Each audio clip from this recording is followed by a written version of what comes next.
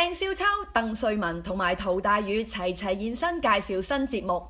秋官近排接拍咗一套劇集，仲即將會播出添。秋官話丁蟹嘅魔咒已經解除咗啦。秋官其實都有一段時間冇喺香港拍劇，今次嘅角色點解會吸引到佢呢？我中意啊！呢個係嘅角色就係一個哲學教授，咁又要幫呢個警方去破嗰啲有關於靈異嘅案件。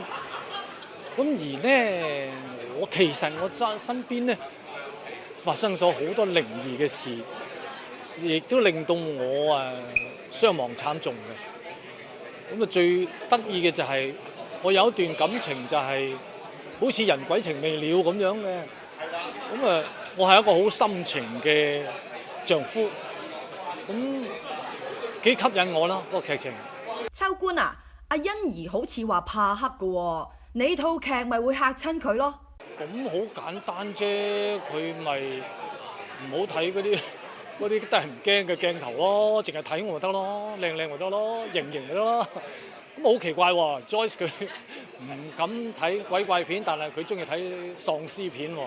至於文女同陳錦鴻就參演另一套愛情劇，佢哋今次算係破天荒合作啊！我覺得整體咧係其他嘢可能仲吸引，因為好新啦，全部嘅新配搭啦，所有演員我都未合作過嘅，一個新嘅制度啦，就係有教訓啦，真係好舒適嘅。我覺得拍呢個戲咧係即係唔辛苦，係覺得係個時間好充裕去俾你休息，日日可以靚，同埋新嘅編劇啦、導演啦、監製，即係全部都係全新班底，咁亦都係好多，我覺得係比較年青，即係 green 一啲嘅。